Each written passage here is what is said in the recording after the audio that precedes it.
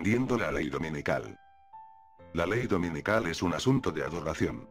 Y para poder entender esto debemos de recordar que Satanás ha deseado el trono de Dios desde antes de la creación de nuestra tierra, así que estamos delante de una guerra espiritual y creemos por los eventos proféticos actuales que estamos pronto a su desenlace. Decreto de Nabucodonosor en Daniel 3 y el decreto de Apocalipsis 13. Para hablar de la ley dominical tenemos que empezar en el libro de Daniel 3. Nabucodonosor esperaba que la adoración de esta estatua gigantesca uniera a la nación y solidificara su poder. Esta estatua de oro pudo haber estado inspirada por su sueño. Sin embargo, en vez de tener solo la cabeza de oro, era de oro desde la cabeza hasta los dedos de los pies. Nabucodonosor quería que su reino durara para siempre. A todos ustedes, pueblos, naciones y lenguas, se les ordena lo siguiente. Apenas escuchen el sonido de la trompeta, el pífano, la cítara, la sambuca, el laúd, la cornamusa y de toda clase de instrumentos, ustedes deberán postrarse y adorar la estatua de oro que ha erigido el rey Nabucodonosor. El que no se postre para adorarla será arrojado inmediatamente dentro de un horno de fuego ardiente. El rey había hecho este acto de adoración una prueba de lealtad. Pero justo cuando la vasta concurrencia se inclinó a tierra en dirección a la imagen, algo interrumpió el acto. 3 jóvenes permanecían de pie. Eran 3 jóvenes príncipes judíos. Sadrac, Mesach y Abednego. Habían sido traídos como cautivos a Babilonia y estaban siendo capacitados para ayudar a gobernar el gran imperio. Los funcionarios babilonios rápidamente le dieron la noticia a Nabucodonosor.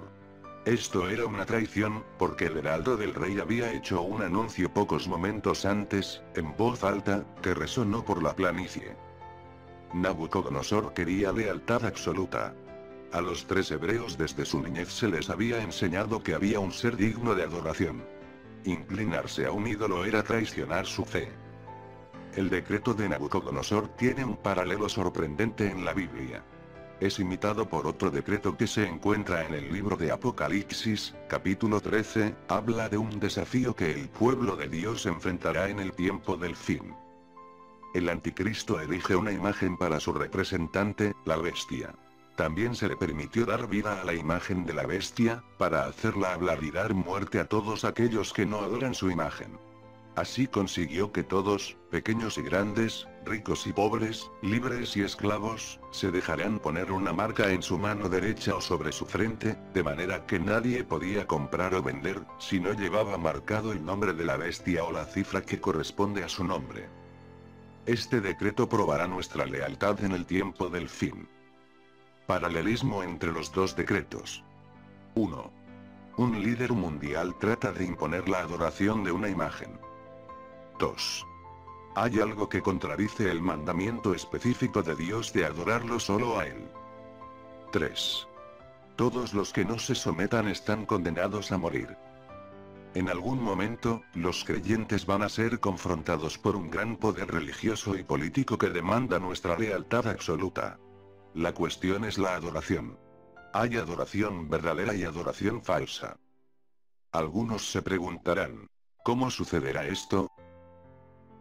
Que el mundo quiera matar un grupo de personas. El mismo Juan quedó asombrado. Y vi a la mujer ebria de la sangre de los santos, y de la sangre de los testigos de Jesús. Y al verla, me asombré grandemente.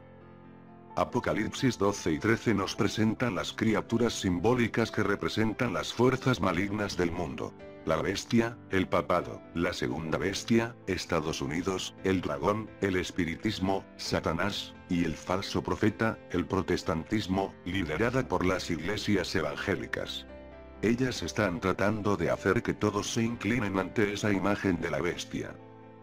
Y vi otra bestia que subía de la tierra.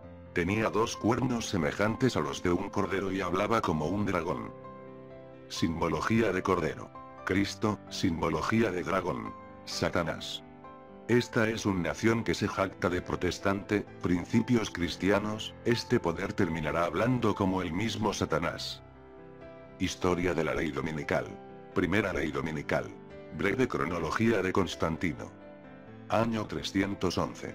En la época de mayor persecución del cristianismo en toda la historia, Constantino el Grande es elegido César del Imperio Romano. Año 312. Parte con su ejército a Roma para enfrentar a Magencio, autoproclamado emperador. La noche previa a la famosa batalla del puente Milvio, Constantino en sueños escucha una voz que le dice: con este signo vencerás. El signo es la cruz de Cristo. Constantino decide cambiar el sol invictus, símbolo de su ejército, por la cruz, y vence a Magencio. El crismón es el anagrama de Cristo, representa su nombre. Está formado por la letra griega X, G, y la letra griega P, Rho, que son las dos primeras letras que forman el nombre de Cristo en griego. Al poco tiempo ordenó el fin de las persecuciones. Reorganizó el ejército, la vida económica y buscó el remedio para los males sociales, morales y espirituales de la población. Trató por todos los medios de unificar al pueblo, y lo hizo con el Edicto de Milán, decretando que el cristianismo fuera la religión oficial del Imperio Romano. Pero no todo era color de rosa. En 315, Constantino hizo de la conversión al judaísmo un crimen capital. Tanto el judío proselitista como el cristiano converso eran reos de muerte. Asesinó a su propio hijo cuando se enteró de que éste se acostaba con su madre. Después, al enterarse de que era mentira, le quitó la vida a su mujer por mentirosa. A su hijo Crispo lo asesinó por envenenamiento y su esposa, la emperatriz Fausta, dejada morir en un baño excesivamente caliente. Estos hechos no impidieron su bautismo cristiano en su lecho de muerte. Año 321. Promulgó la primera ley dominical, que mandaba que todos se abstuvieran de trabajar en día domingo. Se sabe que durante mucho tiempo siguió acuñando monedas con figuras de dioses paganos como Sol Invictus, Júpiter Capitolino y Marte, siendo el primero de estos el que durante más tiempo tuvo culto oficial, tanto así que la festividad del domingo, introducida en 321, era en realidad el llamado Dies Solis. Con ella Constantino, notorio antisemita, evidentemente quiso reemplazar la fiesta judaica del sábado por el Día del Señor cristiano. Poco antes de su muerte, Constantino hizo representar su persona en una estatua de pórfido bajo la figura de Helios. Incluso la víspera de su fallecimiento restableció una ley antigua por la que los sacerdotes paganos quedaban exentos a perpetuidad de los tributos inferiores. De sí mismo afirmaba que jamás había cambiado de divinidad a la hora de recogerse a rezar. La Iglesia Católica y la observancia del domingo. ¿Qué dice, hoy en día, la Iglesia Católica con respecto a la observancia del día domingo? Observamos el domingo en vez del sábado porque la Iglesia Católica, en el Concilio de la Odisea, 336 DC, transfirió la solemnidad del sábado al domingo. Si la exégesis quiere ser también teología, debe reconocer que sin la fe de la Iglesia, la Biblia permanece como un libro sellado. La tradición no cierra el acceso a la Escritura, sino que más bien lo abre. ¿La tradición puede abrir acceso a las Escrituras? Veamos lo que dice nuestro Señor Jesucristo en la Biblia y: pues en vano me honran, enseñando como doctrinas mandamientos de hombres. Porque dejando el mandamiento de Dios, os aferráis a la tradición de los hombres. Les decía también: bien invalidáis el mandamiento de Dios para guardar vuestra tradición. Recordó también que quien tiene la palabra decisiva en la interpretación de la Escritura es la Iglesia, en sus organismos institucionales. El domingo es la marca de nuestra autoridad, la Iglesia está por encima de la Biblia, y esa transferencia de la observancia del sábado es prueba de ello. La observancia del domingo de parte de los protestantes es un homenaje que ellos rinden, muy a su pesar, a la autoridad de la Iglesia Católica. Dado que el sábado, no el domingo, se especifica en la Biblia, ¿no resulta curioso que no católicos que profesan tomar su religión directamente a partir de la Biblia y no de la Iglesia, observen el domingo en vez del sábado? Desde luego, es inconsistente. Pero ese cambio se hizo 15 siglos antes de que naciese el protestantismo, y por ese tiempo la costumbre se observaba universalmente. Han continuado la costumbre, a pesar de que descansa sobre la autoridad de la Iglesia Católica y no sobre un texto explícito de la Biblia. Dato histórico. El cambio de la observancia del sábado a la observancia del domingo fue un proceso gradual, que empezó poco antes del año 150 DC. Y siguió por casi 3 siglos. Algunos cristianos querían mostrar que no eran judíos, para evitar la persecución. De ahí que abandonaran el sábado para adoptar el domingo. La primera orden oficial de la Iglesia Católica en favor del domingo fue emitida por el Concilio de la Odisea, realizado en el siglo IV. Sin embargo, la orden para guardar el domingo especificaba el no judaizar, ser igual a los judíos, como razón para no guardar el sábado. ¿Por qué se desarrolló la santidad del domingo? Primero, fue un esfuerzo para no parecerse a los judíos, y evitar así la persecución. Segundo, a medida que Roma creció en poder, ejerció su influencia en favor del domingo, para celebrar al dios Sol, en vez del sábado. Tercero, como resultado de la influencia romana, el domingo fue convertido en una ley de la Iglesia, así como sucedió con muchas otras prácticas ajenas a la Escritura, como la adoración de María, la veneración de los santos y los ángeles, el uso de imágenes en el culto y la oración por los muertos. ¿Quién promueve la observancia del domingo en la actualidad? Francisco llamó a los trabajadores a pasar más tiempo con sus hijos y jugar con ellos, posibilidad que a su juicio se está perdiendo. Según la Cámara Argentina de la Mediana Empresa, el Papa ya había expresado por carta su apoyo a la campaña nacional de la entidad para impulsar el cierre dominical. La encíclica promueve soluciones para mitigar los efectos del cambio climático. Entre ellos retomar el domingo como día de reposo.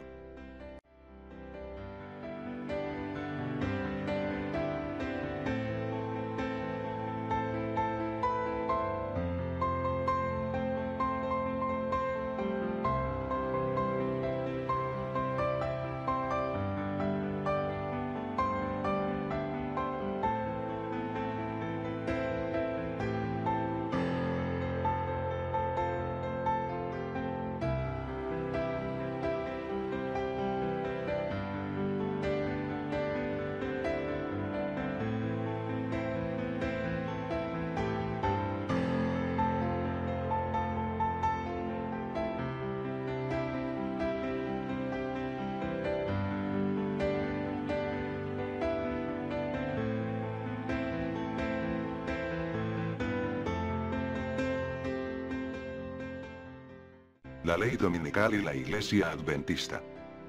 Cuando las leyes que exigían la observancia del domingo fueron puestas en vigencia en ciertos estados del sur, y algunos adventistas fueron arrestados, encarcelados y obligados a trabajar en cuadrillas por no observar esas leyes, el asunto del sábado o el domingo adquirió un significado mayor y fue incluido como tema de ferviente estudio en el Congreso de la Asociación General de 1889.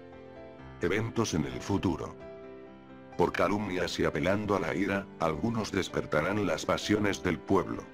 No pudiendo presentar un así dicen las escrituras contra los que defienden el día de reposo bíblico, recurrirán a decretos opresivos para suplir la falta.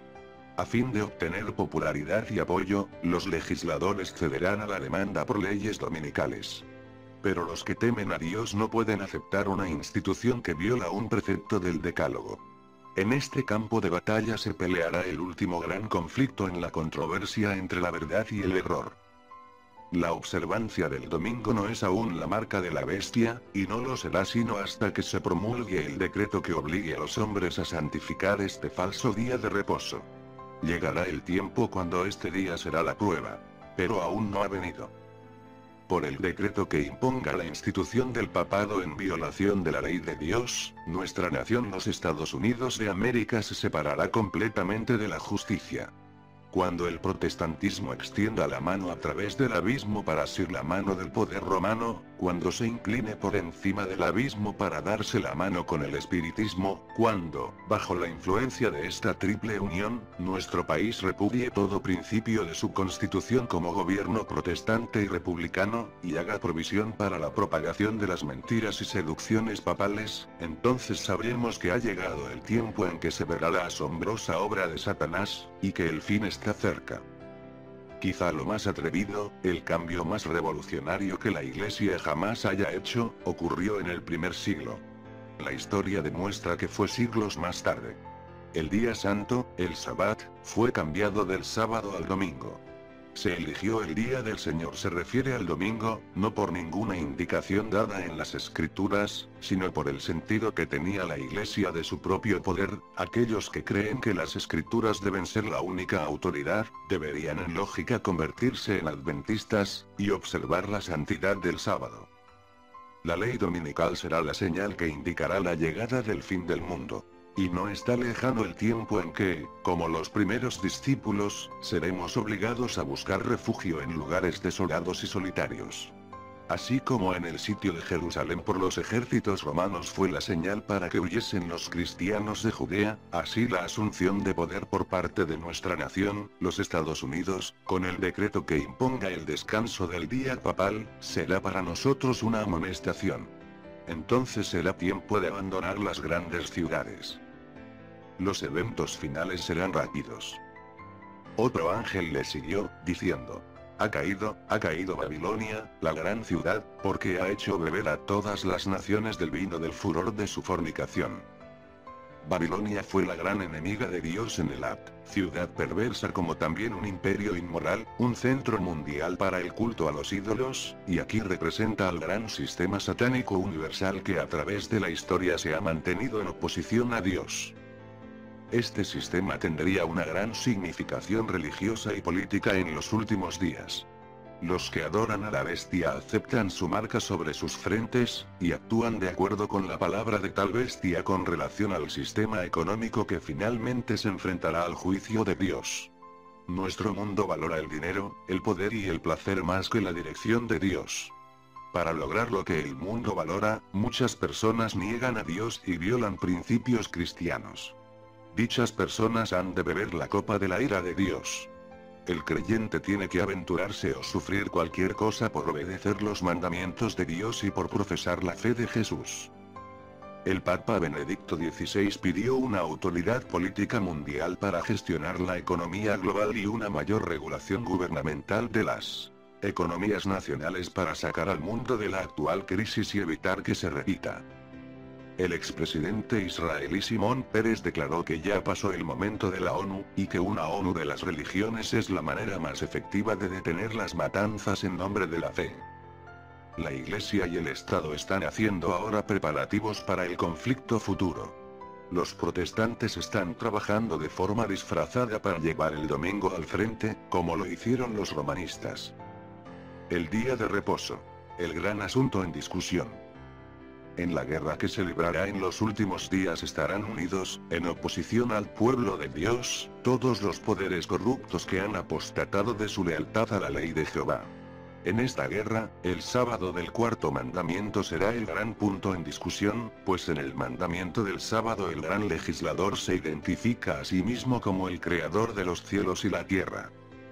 A los detractores del sábado les encanta decir: vosotros no sabéis cuál es el día de reposo.